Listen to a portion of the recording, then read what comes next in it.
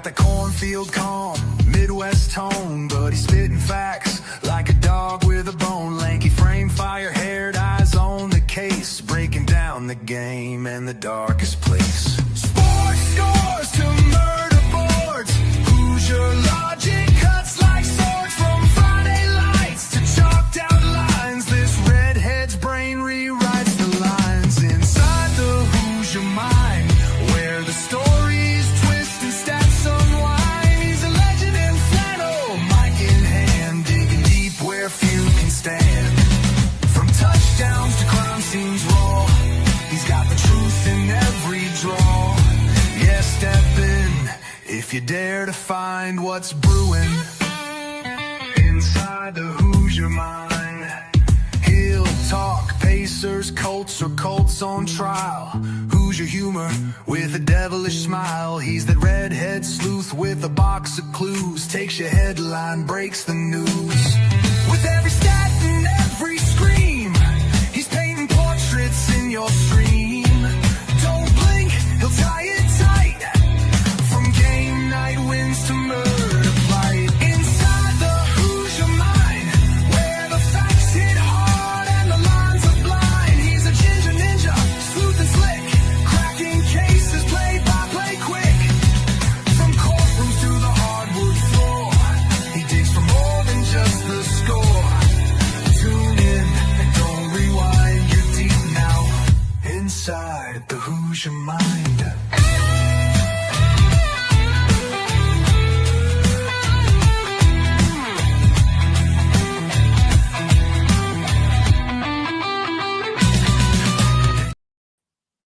All right, welcome in everyone to Inside the Hoosier Mind, brought to you by Military Broadcast Radio, helping give veterans a voice, and my newest sponsor, Gunfighter Beer Company, who produces great beard care products. They create also products for the missus. So if you want to get your nice body serum, if you want to get her a little wax melt, anything like that, make her smell just as good and pretty as you, check them out at gunfighterbeerco.com. And if you want a great beard, also check them out because they got great stuff, copycat scents of colognes and whatnot, all the good stuff. So definitely check them out.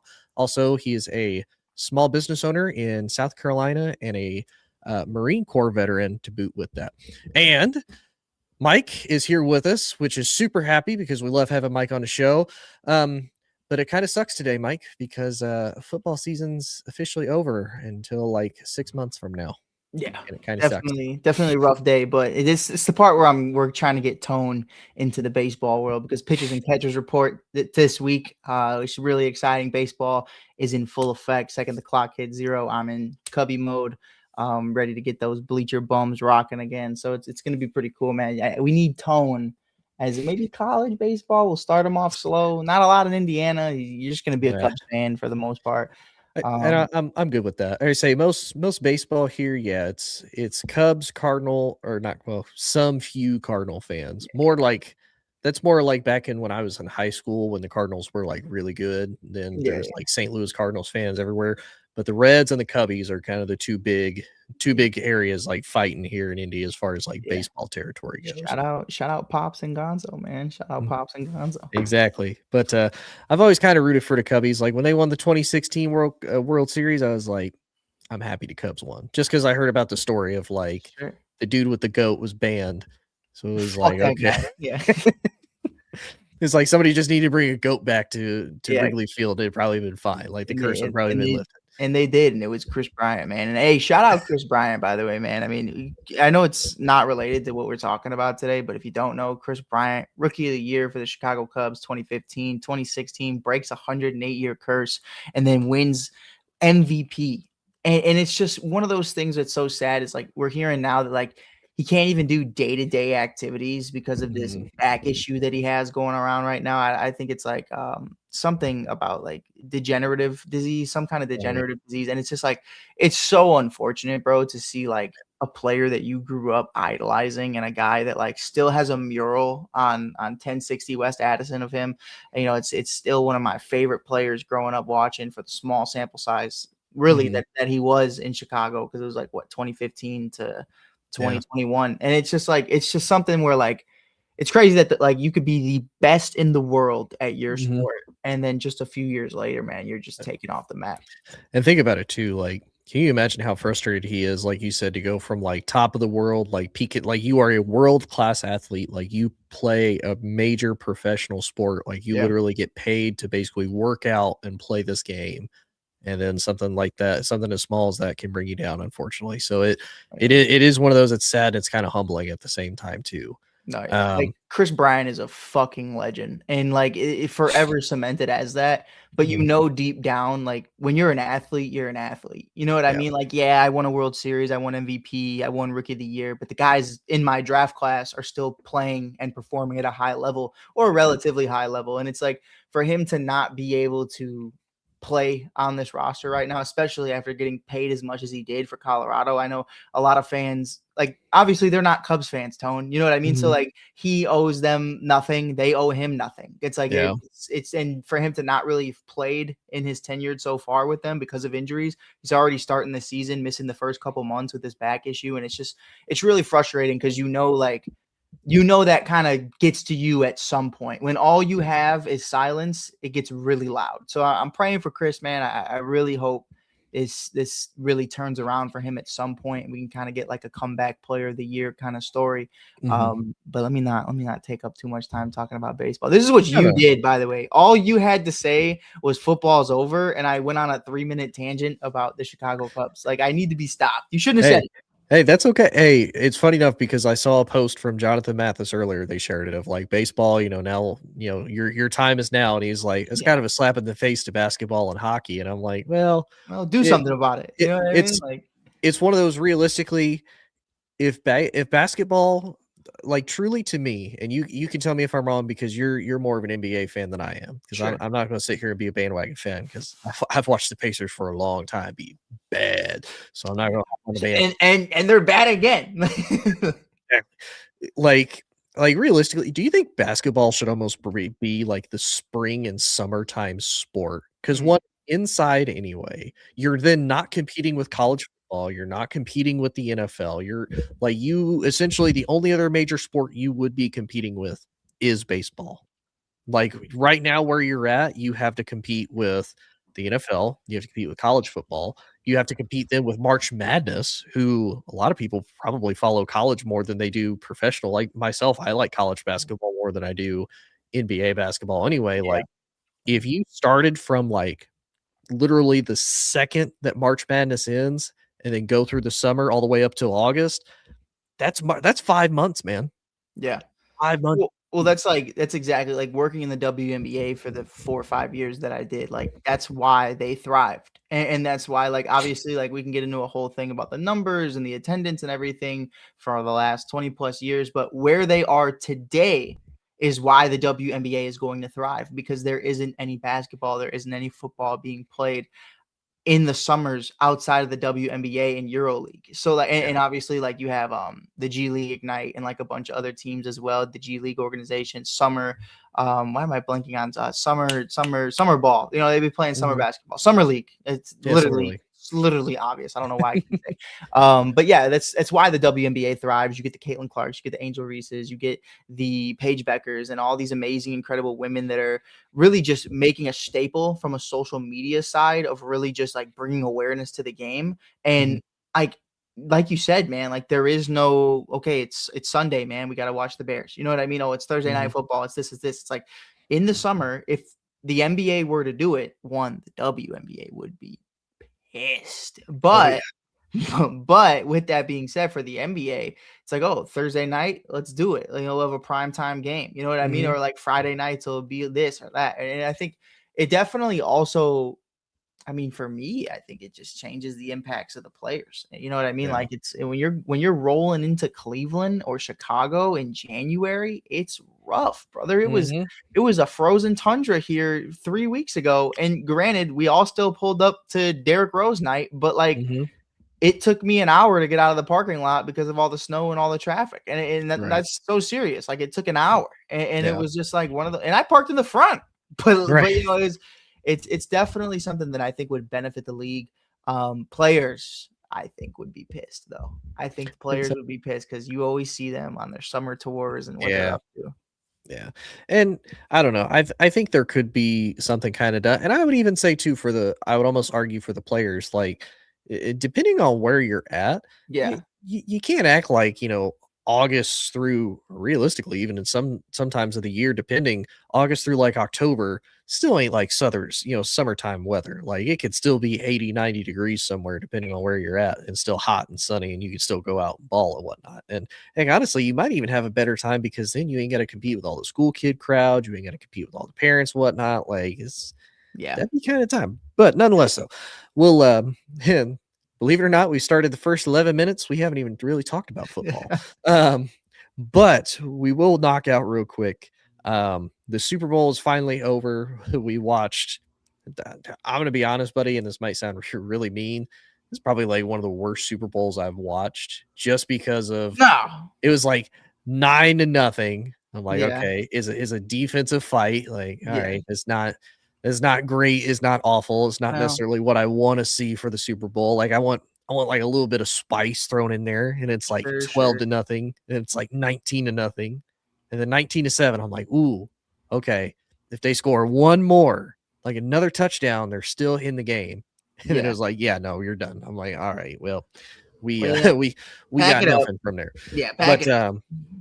But buddy, what's your like? Give me your thoughts though, because we got to see when you were talking about Bryant earlier for the Cubs. We've probably got to see one of the coolest comeback stories for a quarterback we could see in Sam Darnold. Like you think about it, poor kid was drafted to the Jets. That's already a career-ending move just within its own because it's the Jets.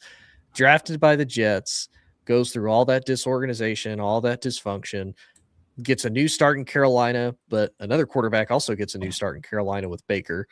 They both struggle. Panthers get rid of both of them. Yeah. Baker goes to LA, kind of has a little bit of a career revival. Funny enough, Sam Darnold goes to San Francisco as a backup. He has a little bit of a career revival just because he finally gets around some stability. Baker then goes to Tampa, has had quite a bit of success. Sam Darnold goes to Minnesota, leads them to 14-3, and then we're like, okay, maybe he's pulling the Sam Darnold because when it comes to the playoffs, he's seeing ghosts again. Yeah. And then turns around, does the exact same thing with Seattle, but is able to finish the job. And funny enough, finish the job against the team that made him see ghosts in the Patriots and beat them in the Super Bowl to hand them a franchise record 6th Super Bowl loss for their franchise history. 50%. That's 500, bro. 50-50. But can you imagine though sitting there saying like, yeah, I've been to 12 Super Bowls, but I've only won 6. Like that, like you can still flex because there's only one other team can say they've won 6 that's literally Super Bowls. LeBron, bro. That's literally LeBron James to a T. Been the 10 finals, he's won 4. You know what I mean? Like, no disrespect, but like 4-6. Still the GOAT in so many people's eyes, you know? Right. But what's your thoughts on all of it, buddy?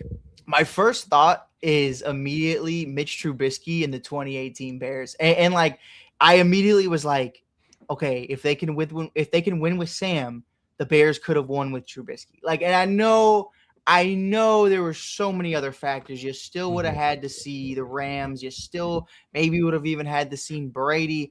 But the reality of the situation to me is the Bears were a field goal away from being Super Bowl champs, and they were only in the wild card game. And I still feel that way to this day. Like watching that Seattle defense move and carve up the Patriots offensive line and Will Campbell, LSU Tiger, the way they did was incredible. And to just see them not only do it without really taking the ball away, early on in the game, they were really just, man, you're not getting a first down.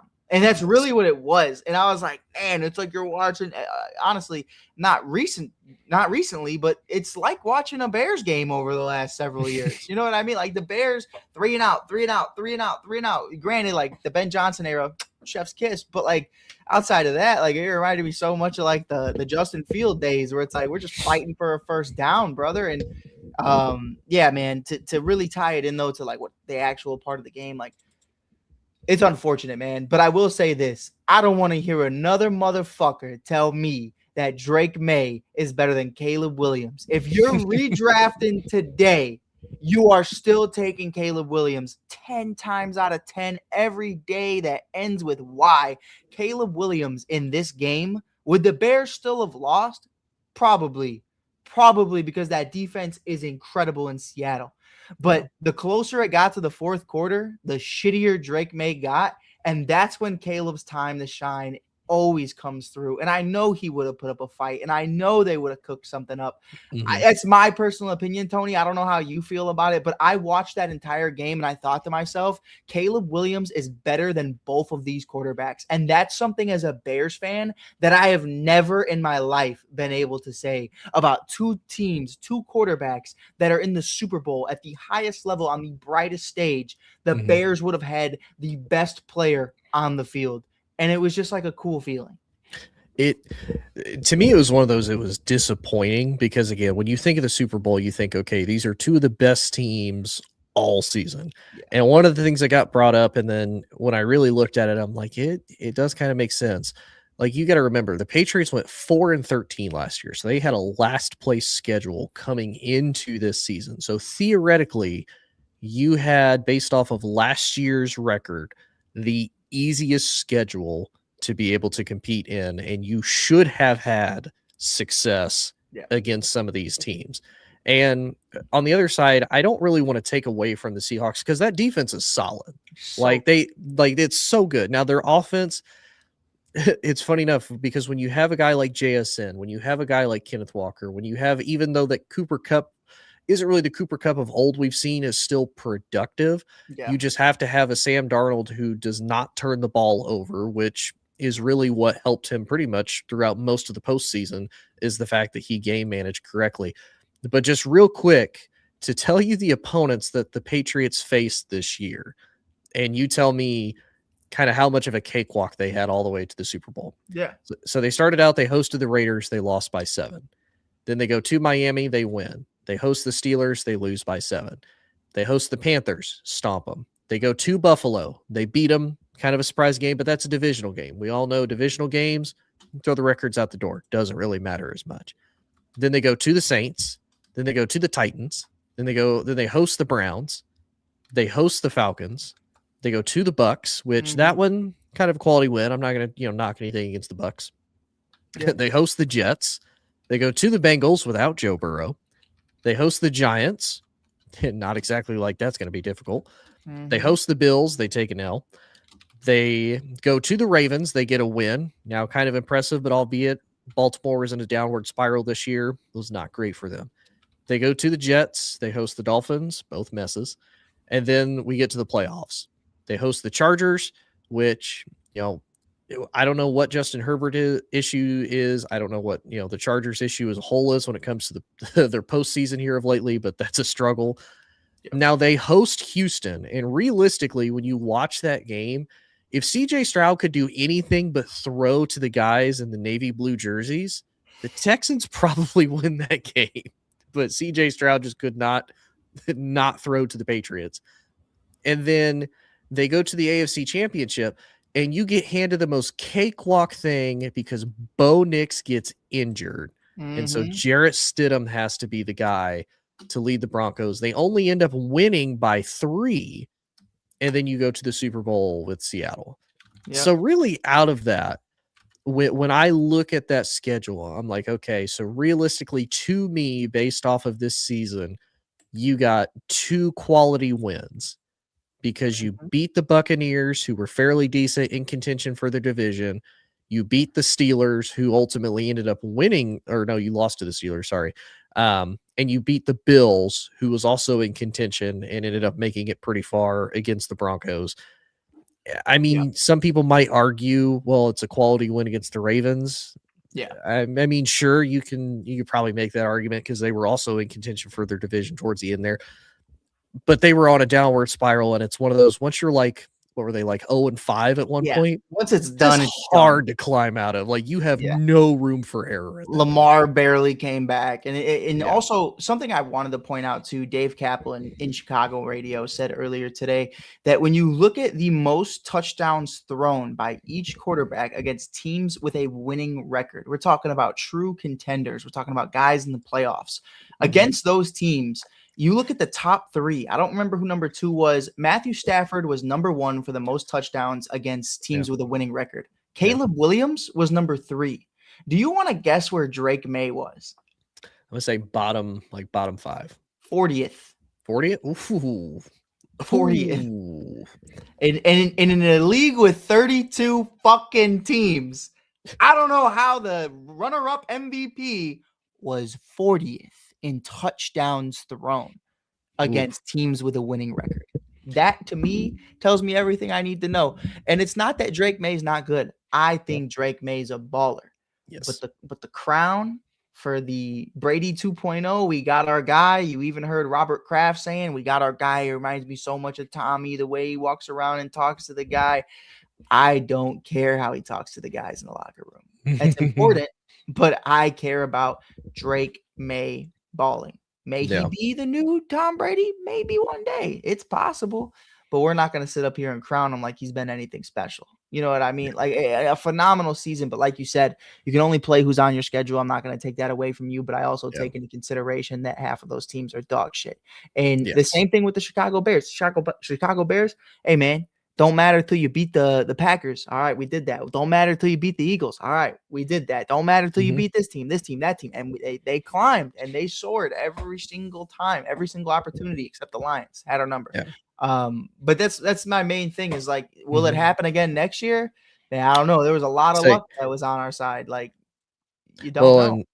And for the Patriots too, when you look at their schedule next season, it's rough. It's rough because you got to think they've faced the Buffalo Bills twice, the Miami Dolphins twice, and the Jets twice. Yeah, you're probably looking at minimum at least 2 wins out of the Jets. Maybe split with Buffalo, and you maybe split with Miami. That's like 4-2 right there. That's if Miami also like doesn't figure it out. And with a guy, was it Joe Kelly? Joe Kelly's the guy in Buffalo right now. Kelly. Joe Brady. Joe Brady. Sorry, who the fuck is Joe Kelly? OC for Joe Burrow and the 2019 national champion LSU Tigers. Sorry, guys. But you know, it's go Tigers. But go Tigers. It's definitely one of those things for me where like, dude, like if Brady figures it out and Josh Allen can get back to like MVP Allen, like you know what I mean? Like you might, and let's say Miami figures it out, like you're looking at least 3-3 in the division. Yeah. And then that's just your division. So the other games that they have to go to the Bears. They have to go to the Lions. They have to go to the Chiefs. They have to go to the Chargers. They host the Broncos. They host the Raiders. They host the Packers, and they host the Vikings. Then they have to go to Jacksonville. They host the Steelers. Oh, and look at that. We get a Super Bowl rematch. They have to go to Seattle next year. So it's like, I don't know if New England's going to be able to have another magical run like that, at least going into next year, just by how it sits. Now, this is by no means the order in which they're going to face these teams, but nonetheless, though, like that is not a fun schedule that you have to put to deal with, especially based on this past season's rankings and what we think these teams are going to look like going into the future, nonetheless. Yeah, for sure. So before we leave the Super Bowl, can I tell you something? Yes. I'm going to do it. Velus Jones is a fucking loser. And that's all I got to say. Velus Jones saying that Bears fans are salty and talking all this shit about Bears fans, which, by the way, he kind of made a point that like Bears fans like were upset that he was even in the Super Bowl. Brother, in my opinion, from everybody I know in Chicago, nobody was talking about it because nobody knew he was in Seattle because he had a whopping 32 yards in the 2025 season.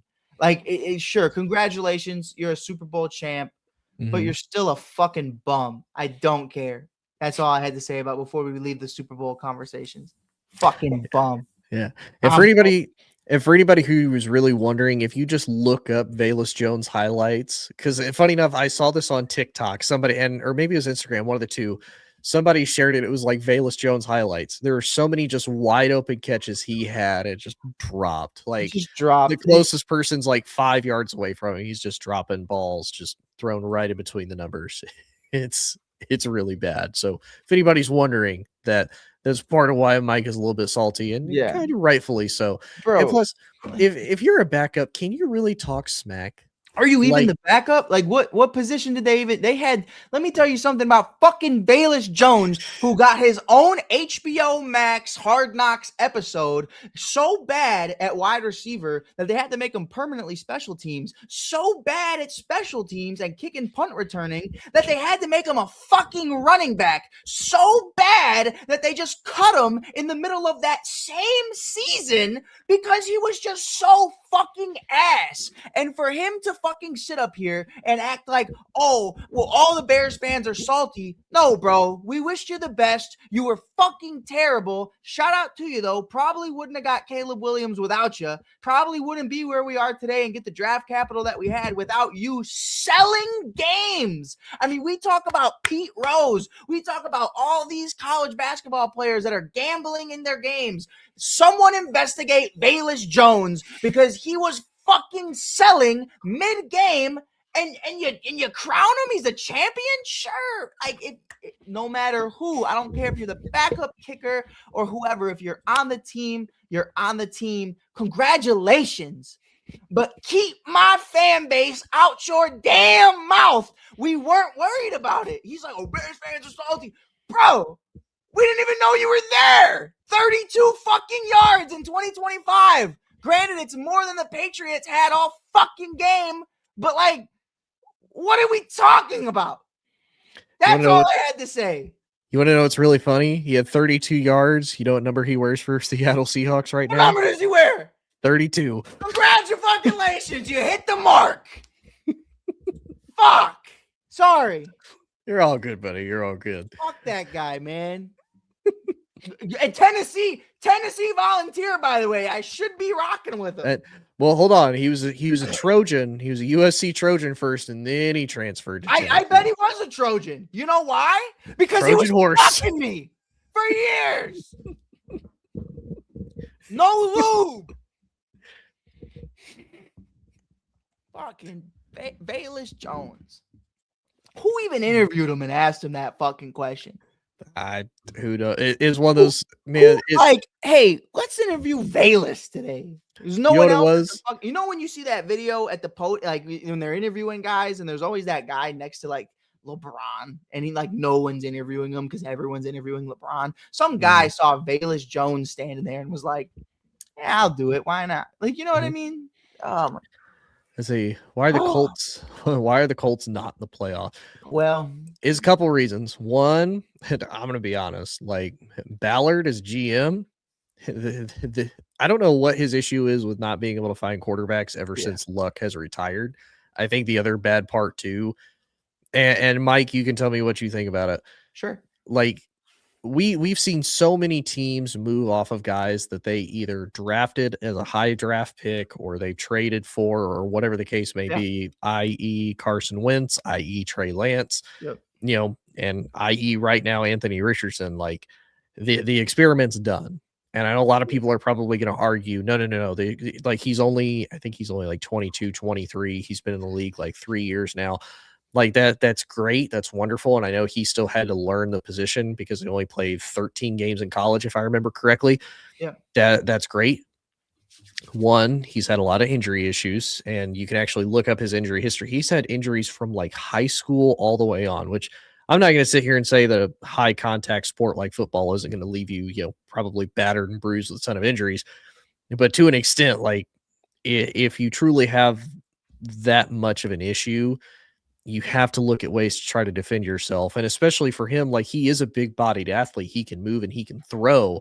Yeah. You've got to learn ways to be able to protect yourself. But for them to not rip the Band-Aid off and move on from him, either trade him, cut him, whatever, that even keep him on the keep him on the roster and let him, if you truly believe that he might be the guy, let him sit back and learn. Cool, do it. But to me, that's the biggest reason why, because to me, the Colts defense is solid. But when you don't have an offense that can move the ball, that's going to put your defense in harm's way because they have to be on the field longer to try to compensate for that. I think with one of the things we saw with realistically, one of the things we saw with the Colts, and especially in that Steelers game, when they shut down Jonathan Taylor and Daniel Jones had to improvise a little bit more. Yep. They started to struggle. Like, don't get me wrong, Daniel Jones had a career revival here in Indianapolis, but at the same time, I would caution them to pay him some type of big contract because he's limited. Yeah, Like, he's limited. It's a conversation starter where it's like, look, at the end of the day, like, who are the last 10 quarterbacks to win a Super Bowl? Like, and I could look up a list right now and take them, but I guarantee you, if you told me which ones were the best and which ones were the worst, I'd say that Sam Darnold's probably the worst. And it's kind of like an anomaly for a free agent quarterback who is on a revival tour to take you to the promised land. And it worked out, but on the other side of the block, Geno Smith it kind of worked out with Geno too, because they got where are they at right now? Number one overall pick. So like that works out. Cool. Yeah. But more times than not, like a guy like Daniel Jones, the story is nice, but it's not going to end up working out. It's just what it is. Yeah. But nonetheless, though, real quick, we'll talk a little bit. We'll get Mike's thought on the new coaching hires that have taken place in the NFL this offseason. So we don't have to go through all of them because I'm gonna be honest, some of them I'm like, I don't really know what to kind of expect out of this. Arizona hired Mike LaFleur, who's the former Rams offensive coordinator, who is the brother to whatever LaFleur's name is up in Matt LaFleur. Matt LaFleur. Yeah, we don't Green Bay. About him. We don't utter his name. But it's his brother. Oh, Mike. His name's Mike. Yeah, his name is Mike. Yeah, because he was talking mad shit about the Bears, and I was like, man, fuck that, fuck him and Mike, fuck Mac and Mike. You've got him in Arizona. You've got Kevin Stefanski, former Browns head coach, is now the head coach of the Falcons, with Matt Ryan serving as the president of the football operations there in Atlanta. Yeah, they just fired Ryan Pace too, former Bears GM. They let him go. Yeah. Baltimore Ravens hired Jesse Minter, former Chargers defensive coordinator, also the former defensive coordinator for Michigan when they won their national title, and Baltimore's previous defensive coordinator at one point. Buffalo Bills promoted Joe Brady from offensive coordinator to head coach. Like I said, Joe Brady's been there with Josh Allen, helping run the offense, help develop him. Cleveland Browns got the scraps of Todd Monken, the former Ravens offensive coordinator. That's awful. The Giants hired John Harbaugh, former Ravens head coach. The Raiders hired Clint Kubiak, the former Seattle offensive coordinator. Pittsburgh hired Mike McCarthy. That's hilarious. Tennessee hired Robert Saleh. I don't know why this man just hates being a head coach, apparently. And Miami hired Jeff Hafley, the former Packers defensive coordinator there in Miami. So, Mike, to you, are there any of these coaching jobs and any of these coaching hires that you feel stick out either positively or negatively the most? Well, I do want to say shout out to the Bills, because I think for the Bills and in the situation that they needed to learn, in my opinion, and I'll die on this hill, was that you should have let McDermott go the second Dable wanted to become a head coach. And I think giving him that opportunity in Joe Brady is really special, because you understood that. I mean, look, McDermott, sure, a lot of people think he's a culture guy. A lot of people think it's the defense that gets going, and he's really just one of those guys, like a glue guy. You know what I mean? Yeah. He makes everybody come together. I didn't see it that way. I felt like Josh Allen was making this guy look a lot better than he was for a very long time. And I would even argue that he cost Josh Allen a lot of games as well. So where I originally thought, hey, man, maybe Dable should be the head coach. You know what I mean? It's for them to be able to go out there and say, this go around, we're going to rock out with the guy who's actually out there. And I made an argument earlier in 2024 and said that I think the Detroit Lions should throw an absolute curveball, let Dan Campbell go or demote him, and give the keys to Ben Johnson, because you don't let that guy leave. And a year later, all I gotta say is we're division champs. I can't say anything else because they beat us twice. But other than King of the North, man. But that is kind of the funny thing, is Dan Campbell can be like, well, Benny, you're 0-2 against me, buddy, which is kind of crazy when you think about it. It's like, we weren't really great this year, but we beat the Bears twice. Which is all we care about. But you know what I love about that? That's such a loser mentality. And how do I know that? Is because when the Bears won their 5th game in a row and their first game in over 11 games, because they lost 10 in a row in 2024, we beat the Packers the last game of the year. And that's all I said all offseason long. And that is a loser mentality. And it took this season for me to realize that I was acting so lame just bringing that up. But hey, it's still whatever, you know? Right. I don't disagree. I think Joe Brady being promoted from Buffalo, it does a couple things. One, it keeps the team familiar with somebody that has already been there in the locker room for the last couple of seasons. There's a little bit more consistency. Guys don't have to be as worried about major changes happening because, okay, we've got a guy that knows the system. He's been here through the old regime. We know him. We can trust him. To me, that was kind of a safer transitional type of move when it came to promoting him. And Colts should have a better coach. I don't disagree, but here's the question: who would you hire as far as the Colts go with the head coach? Because I'm gonna be honest, I'm not saying that Indianapolis is not an attractive or interesting job as a head coach. Yeah. But you have the biggest issue that honestly is what kind of plagues Pittsburgh right now. That plagues it plays Pittsburgh. It kind of plagues Miami a little bit. And honestly, it kind of plagues Atlanta. You have really solid pieces to work with and to go off of. Mm-hmm. But who's your quarterback? I know for Miami, they're going to say Tua. Is Tua really your guy just because of the amount of concussions that hits the dude takes? Like, and then no disrespect, but like at least with Tua, you know, like he's there, and and you have the draft capital to potentially move off of him. They have the 11th overall pick. I'm looking at it right now. Indianapolis has the 16th overall pick, but it's going to the Jets because they decided to trade all those picks for Sauce Gardner. Yeah. What's up, Vinny? But it's definitely it's interesting, man. And I think Indy's one of those teams that like I hate it for a guy like Michael Pittman Jr., who I think you and I have been really high on for the last several years, and I really want I want good for Michael Pittman Jr. You know what I mean? Like, I don't know about high. I'll say this about Michael Pittman Jr. I think he is a solid number 2. Sure. He's had multiple years to prove he's the number 1 guy, and still truly like invalid too grippy. You can tell me if I'm wrong or not, and your thoughts on it. I still feel like the Colts don't have a true number 1. Now, I think the Colts and kind of the Packers both have this unique situation of they have a lot of really good receivers that can make up for that. It's not like this, step off drop of, we have a bunch of like number 2, number 3 guys having to fill in. No. They have solid number 2s that are there. But I don't feel that Michael Pittman Jr. is a true number 1 guy personally. My pushback is this though.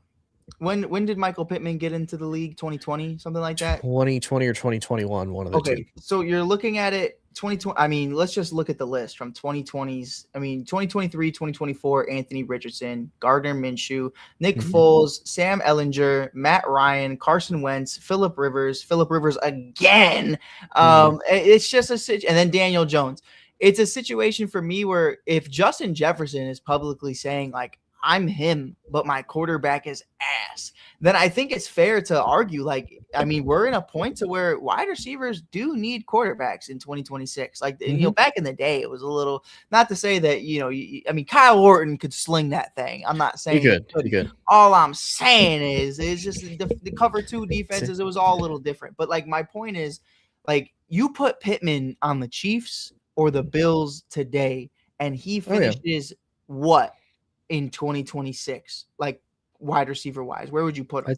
I'd say probably top 10 more than likely. That's kind of like, and Tone, I'm not disagreeing with you because I think me and you, like we're in sync about how we feel about most players, except Gardner Minshew. Tony will not admit that he is going to somehow, some way end up winning 3 straight Super Bowl champions within the next 5 years, but it's possible. Hey, I've never argued Minshew mania, man. The mustache, the mullet, like it's got the 3 M's, brother.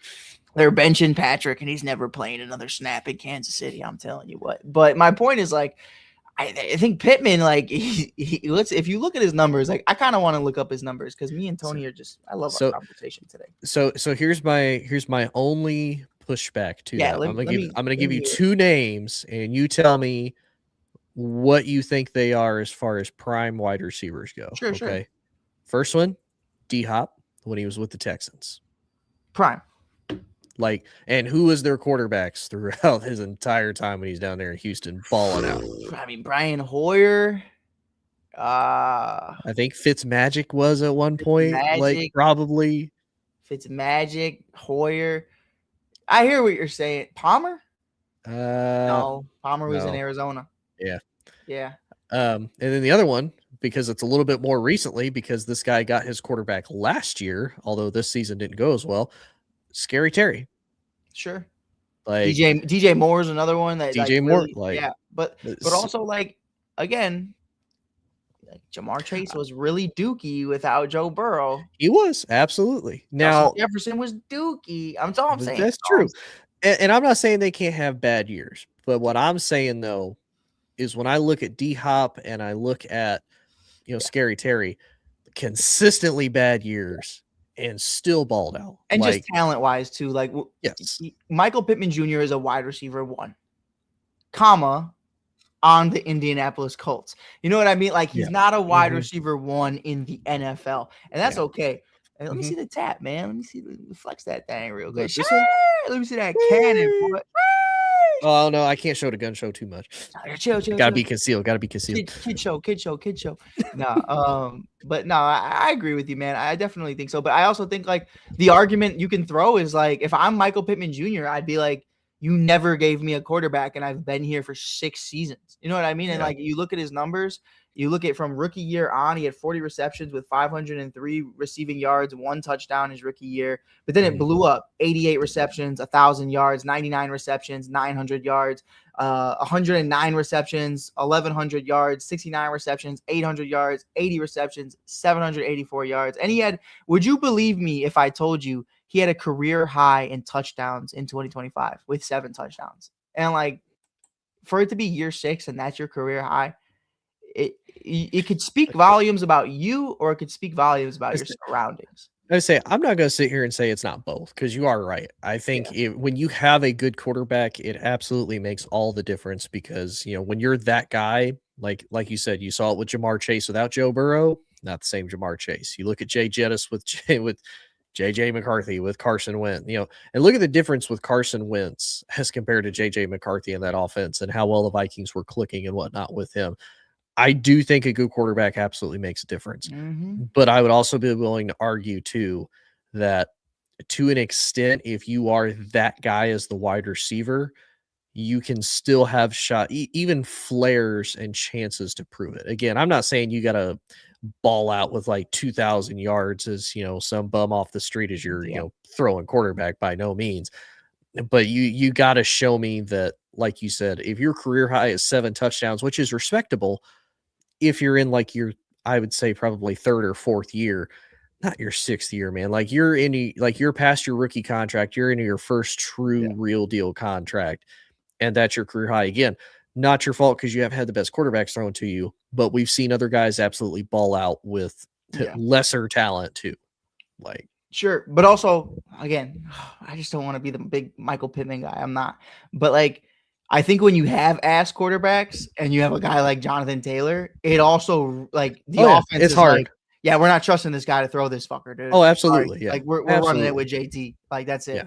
Yeah, absolutely. So don't get me wrong. I do think it's both. Like I'm not trying to really take away anything from the dude. Oh, like, I love this conversation though. Like this, and you know me, I could give a fuck about Michael Pittman Jr. Right, like it doesn't affect you at all. You're just like, nah, brother. I'm just playing down from an outside perspective. I'm just saying, like free Mike, man. Free MPJ. I think we should do a show about that and like have that as a conversation one day. Are you like over the nicknames? Like I remember when like we were kids and someone brought this up on a podcast talking about like basketball players, and he was like, man, nicknames used to mean something to me, man, like Megatron and Prime Time and Devin Anytime Hester. He's like, now everyone just throws their initials and a number next to it. And he was like, I'm fucking over it. And I was like, low key, bro, like Devin Anytime Hester, Prime Time, Megatron, like stuff like that. I mean, it's just like I feel like we don't get that nowadays. Jetta's is probably the closest. Yeah, Jetta, Danny Dimes, maybe. Like, Yeah, but like you know what I mean? Like smoke. That's like Smoking Jay territory, bro. Like no one gives a shit. Although, real quick, because I do want to point it out before we end the show, there is a nickname that somebody gave to Sam Darnold that I feel like honestly he should rock with because he's in the Emerald City. Sam Ghostbuster Darnold, like, because he got past the ghosts, like he beat the ghosts, he won the Super Bowl, like that. I'd rock with that name if I was Sam. Feel like you call me Ghostbuster. Yeah, like, hell yeah. Who's this ginger? Who's this ginger white dude? What Ghostbuster? Absolutely, absolutely. But that's just me. But Mike, buddy, I appreciate you coming on. Appreciate you talking ball with me. Fun as always. Appreciate everybody tuning in. Please like, share, subscribe. Check out Military Broadcast Radio for all the great veteran podcast hosts and whatnot. Check out Mike at the Shy Kid. He's got all sorts of content. Chicago Cubs, the Bears, the Bulls, all of it. And then again, big shout out to Gunfighter Beer Company for also being a sponsor as well. Check them out if you want great beard care products, tattoo products, and stuff for the missus or stuff for you if you want to smell pretty too. They got everything. They got everything. You're going to smell great. You're going to look good when you do it. Appreciate everybody tuning in. We will see y'all later. Ladies and gentlemen, thank you for tuning in to Military Broadcast Radio. As we wrap up today's show, we want to remind you that the podcast of today's episode